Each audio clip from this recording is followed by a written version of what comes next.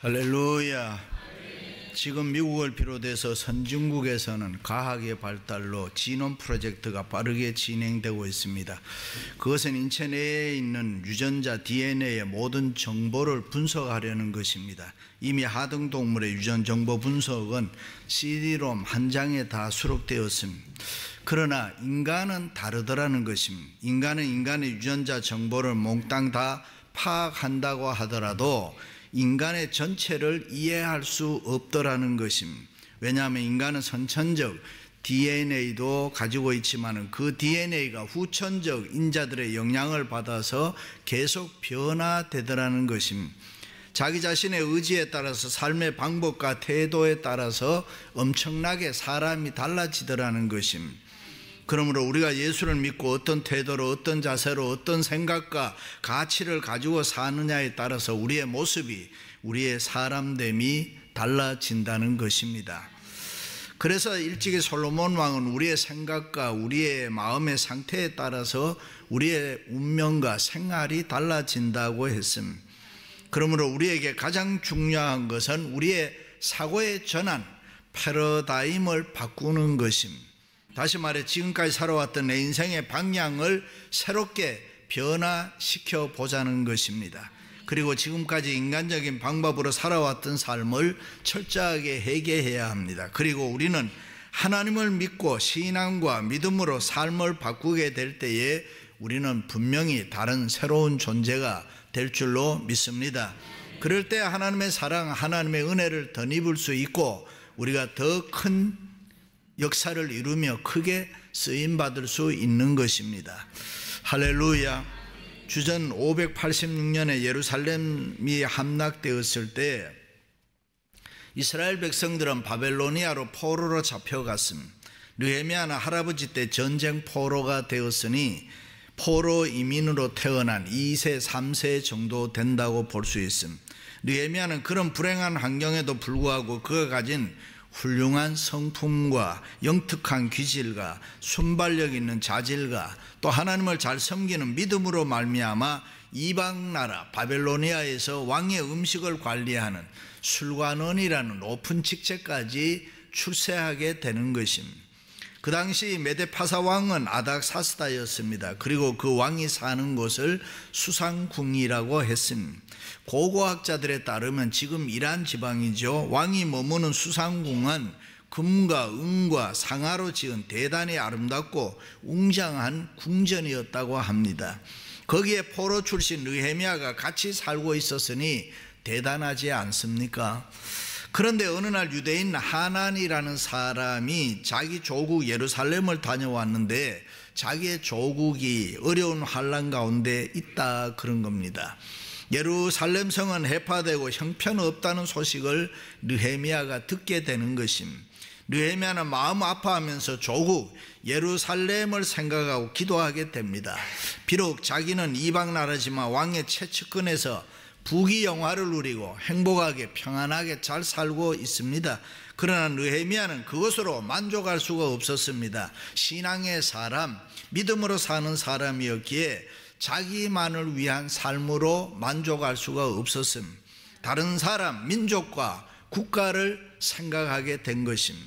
그러고 보니 우리들 이민 와서 사는 우리들도 보면 다 애국자들입니다. 조국에서 일어나는 일에 대해서 얼마나 관심이 많습니까? 미국에 살면서도 미국 정치에는 관심이 없고 그저 한국 정치에 관심이 많습니다. 그래서 하루 종일 한국 뉴스에 귀를 기울이고 사는 것이 우리들 아닙니까? 느헤미야도 그랬던 것 같습니다. 조국에 관심이 많았습니다. 고난당하는 자기 민족과 항폐한 예루살렘 성에 대해서 가슴이 찢어지는 아픔을 안고 하나님 앞에 느헤미야가 기도하게 됩니다. 하나님께서 지금 나에게 원하는 것이 무엇입니까? 내가 어떻게 사는 것이 하나님의 뜻을 이루는 일이 되겠습니까? 깊이 생각하다가 느헤미야는 마침내 예루살렘 성을 재건해야 되겠다는 결심을 하게 됩니다. 그러나 그 당시 느헤미야가 있던 위치에서 보면 그가 하고 싶었던 예루살렘 성을 재건한다는 것은 impossible, 불가능한 일이었습니다. 그런데 느헤미야는 그 일을 결과적으로 다 해냈습니다. 그럼 느헤미야가 어떻게 해서 그 위대한 일을 할 수가 있었습니까? 첫째로 느헤미야는 기도했습니다. 하늘의 하나님 앞에 금식하며 기도하여 이르되 하늘의 하나님 여호와여, 크고 두려우신 하나님이여, 주를 사랑하고 주의 계명을 지키는 자에게 언약을 지키시며 긍휼을 베푸시는 주여, 간구하나이다. 귀를 기울이사 종들의 기도를 들으시고 오늘 종이 형통하여 이 사람들 앞에서 은혜를 입게 하옵소서. 할렐루야. 그렇습니다. 느헤미야는 하나님께 기도하는 사람이었습니다. 기도가 뭔지를 알았습니다. 기도의 힘을 알았습니다. 기도의 능력을 알았습니다. 기도의 권세와 영광, 기도의 신비를 그는 알고 있었습니다. 기도를 통해서 위대한 삶의 비밀을 알았습니다. 그래서 느헤미야는 먼저 기도했습니다. 그렇습니다. 우리가 이 땅에 살면서 어떻게 해야 우리의 삶이 형통할 수 있습니까? 우리가 어떻게 해야 불가능한 일도 가능하게 할 수가 있습니까? 우리가 어떻게 해야 하나님의 은혜를 덧입을 수 있습니까? 그것은 하나님께 기도해야 되는 것입니다. 기도가 열쇠입니다. 기도하면 안 되는 것이 없습니다. 기도하면은 everything's okay, 다 해결되는 것입니다. 믿으시면 아멘.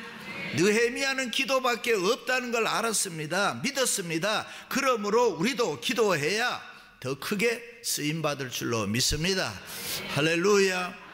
세계적인 창조과학자 애플사의 CEO였던 스티브 잡스가 췌장암으로 죽을 때에 Stay hungry라는 말을 했음. 계속 배고파라, 굶주려라, 그것이 행복이다. 배고픈 사람 계속 배고프고 애스크해라. 목마른 사람 행복한 사람이다. 영혼을 느끼면서 사는 사람 계속 애스크해라. 행복하다. 애스크가 없는 사람은 불행한 사람이다 했음.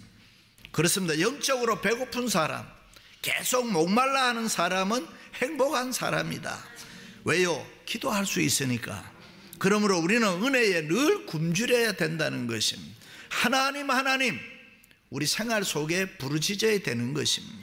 인류 역사를 움직여온 사람, 하나님의 손에 붙들려서 더 크게 쓰임받은 사람은 모두가 다 하나님께 기도하는 사람이었습니다.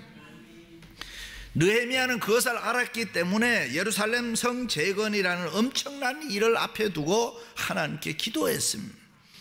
그냥 하는 기도 아닙니다. 적당히 하는 기도 아닙니다. 형식적인 기도 아닙니다. 때로는 금식하며 전심전력으로 기도했습니다. 자기의 영혼과 마음의 심장을 담아서 부르짖으며 간절히 기도했습니다. 하루 이틀 한 거 아닙니다. 계속 기도했습니다.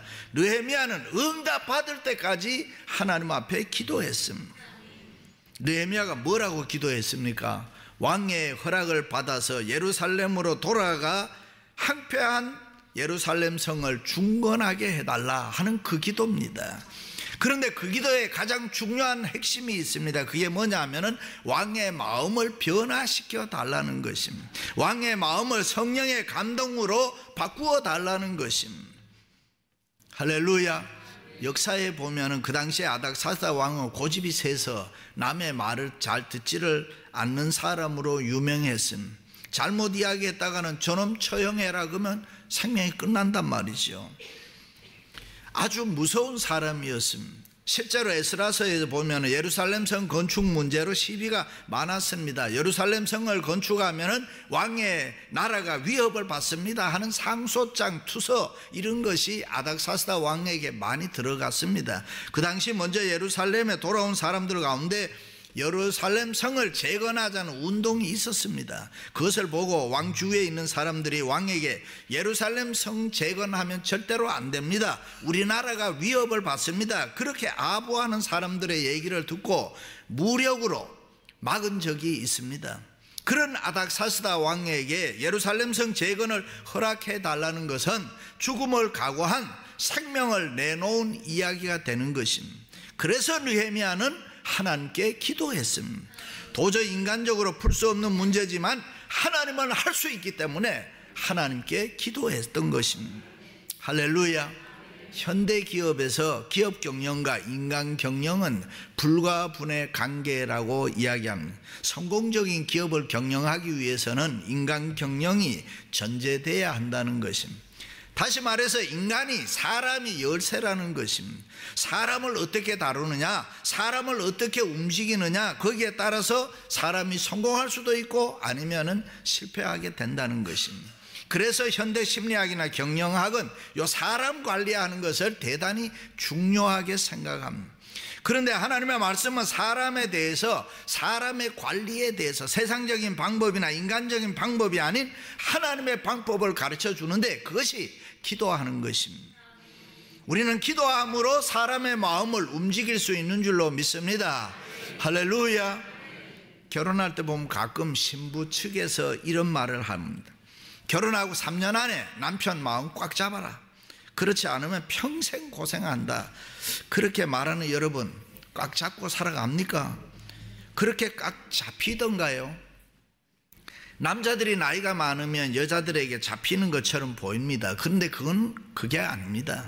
나이 많아서 쫓겨나면 무슨 창피냐고. 그러니까 그냥 적당히 밥이라도 얻어먹고 살려면은 그냥 양보해 주는 거고 이해해 주는 거고 그런 것이지. 여러분, 절대로 사람의 마음을 힘으로 잡을 수가 없습니다. 목사들이 모이면 가끔 장로 마음을 꽉 잡아야 된다, 장로를 잡아야 된다, 이런 말을 합니다. 못된 목사들이지. 내 자식도 내 마음대로 안 되는데 여러분 어떻게 누구의 마음을 잡을 수 있습니까? 인간적으로, 세상적으로 사람 마음 잡을 수 없습니다. 잡으려고 해도 안 되는 것입니다. 그러므로 우리는 기도해야 되는 것입니다. 하나님께 기도하면 사람의 마음 잡을 수 있습니다. 하나님은 잡을 수 있으니까요. 하나님께서는 그 어떤 사람의 마음도 다 움직일 수 있습니다. 그래서 저는 늘 기도하기를, 우리 교회에 오시는 분들 중에 혹시라도 들락이 마음 있으시면은 어린 양의 마음 되게 해주세요, 이 기도는 합니다. 저는 한 번도 인간적으로 사람 마음 잡아야지 그렇게 생각해 본 적이 없습니다. 그저 하나님께 늘 기도했습니다. 그러니까 하나님이 은혜를 주사 지금까지 우리 교회가 조용하고 평안합니다. 하나님의 은혜인 줄로 믿습니다. 할렐루야. 사랑하는 성도 여러분, 그 어떤 일을 하기 위해서, 더 큰 일을 하기 위해서 기도하시기를 주님의 이름으로 축원합니다. 두 번째는 느헤미야는 계획을 세웠습니다. 느헤미야는 기도 응답의 확신과 더불어 철저하게 계획을 세웠습니다. 그저 되고 안 돼도 그만이고 뭐 그런 거 아닙니다. 적당히 하면 안 되는 것입니다. 우리가 더 크게 쓰임받으려면 우리가 하고 싶은 일들을 철저하게 계획을 세워야 됩니다. 무슨 일이든지 성공하려면, 무슨 일이든지 잘하려면 적당히 하면 안 되잖아요. 최대한 내가 할 수 있는 대로 맥시마이즈를 해야 된다, 그 말입니다. 우리가 하나님 앞에 향해서 열심히 믿음으로 기도한다는 말은 내가 세상 살아갈 때 적당히 사는 거 아니라 철저하게 계획을 세우고 산다는 이야기입니다. 그래서 기도는 구체적이고 사실적이어야 합니다. 어떤 사람들은 보면은 신앙을 빙자해서 계획은 무슨 계획이냐, 그저 하나님의 뜻대로 하나님의 은혜로 살면 되지, 하루하루 살면 되지. 그럼 절대로 그렇게 살면 안 됩니다. 어떤 청년이 그래요. 나는 소개도 받지 않고 연애도 안 걸고 그냥 밖에 나가서 어느 날 딱 만나면 첫 번째 만난 사람하고 하나님의 뜻인 줄 알고 결혼하겠습니다. 그거 아니죠. 만약에 그렇게 했다가 스님 만나면 어떻게 해요? 응? 신앙은 극단적이 되면 위험합니다. 우리가 믿음으로 산다는 것은 그저 계획 없이 되는 대로 사는 거, 무질서하게 산다는 말 아닙니다. 하나님의 뜻을 발견하며 계획을 철저하게 세워간다는 말입니다. 느헤미야를 보세요. 기도한 후에 왕에게 들어갔습니다. 그리고 계획한 대로 자기를 예루살렘으로 돌아가게 해서 예루살렘 성을 재건하게 해달라고 이야기합니다. 그 말을 듣고 있던 아닥사스다 왕이 뭐라고 했습니까? 내가 몇 날에 다녀올 것이며 어느 때에 돌아오겠느냐. 한마디로 이 느헤미야의 말을 듣고 있던 아닥사스다 왕이 기간이 얼마나 걸리겠느냐라고 물었습니다. 이때 느헤미야가 글쎄요, 가봐야 알지요. 그랬으면 안 됐습니다. 그런데 느헤미야는 자기가 계획한 대로 이야기를 쫙 했습니다. 내가 기한을 정하고 들보로 쓸 제목을 주시고 군대 장과 마병을 보내주시고, 왜? 가다 보면 위험하니까요. 총독에게 조서를 내려주시고 기도하면서 자기가 세운 계획을 그대로 철저하게 이야기했습니다. 그렇습니다. 우리도 더 크게 쓰임받으려면 계획을 구체적으로 철저하게 세워야 합니다. 계획을 세워서 보람되게 열심히 세상 살아가야 됩니다. 왜요? 세월이 너무 빠르니까요.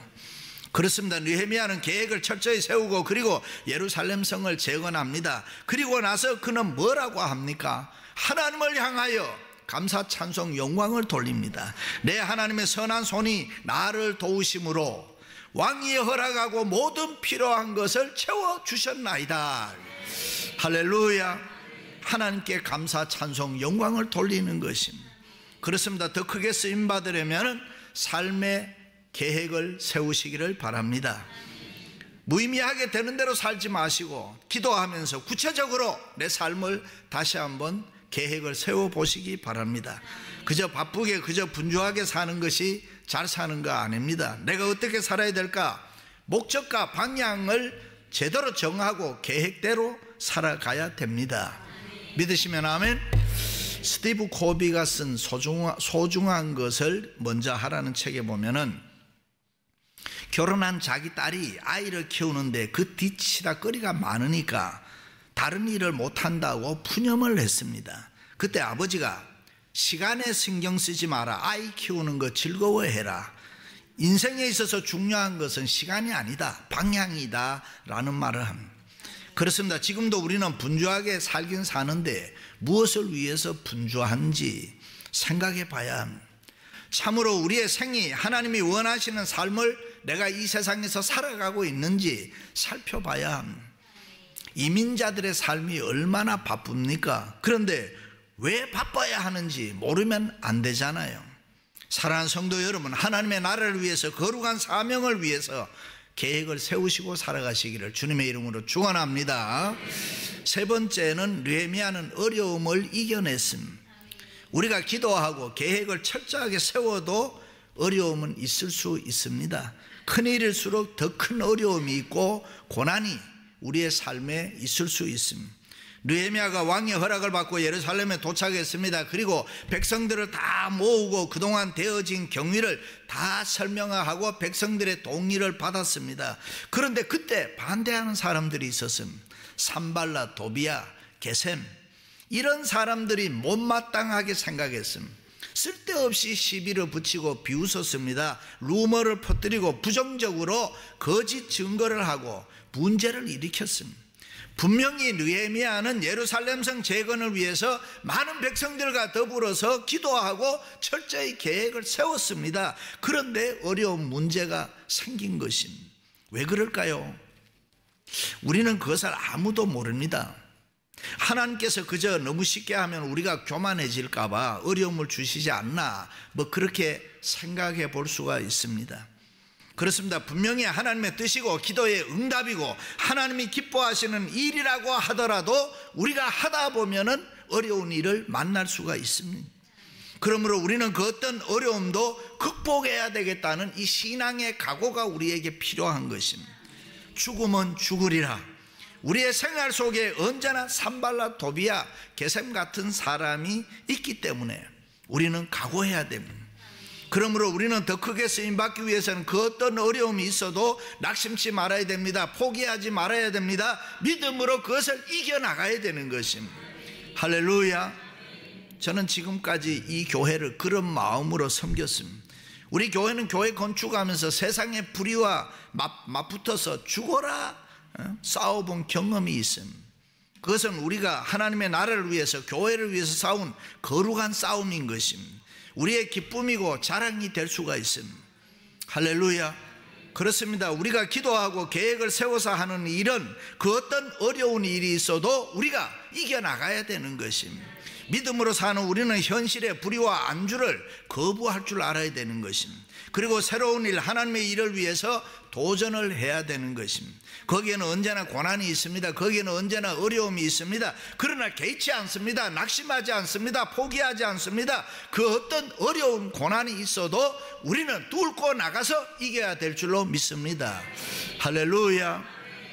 한 번은 빌 하이빌스 목사님이 설교를 한 후에 여기 참석한 분들 중에서 생을 중단하고 자살하고 싶은 사람, 힘들어 포기하고 싶은 분들이 있으면 강대상으로 나오라고 했습니다.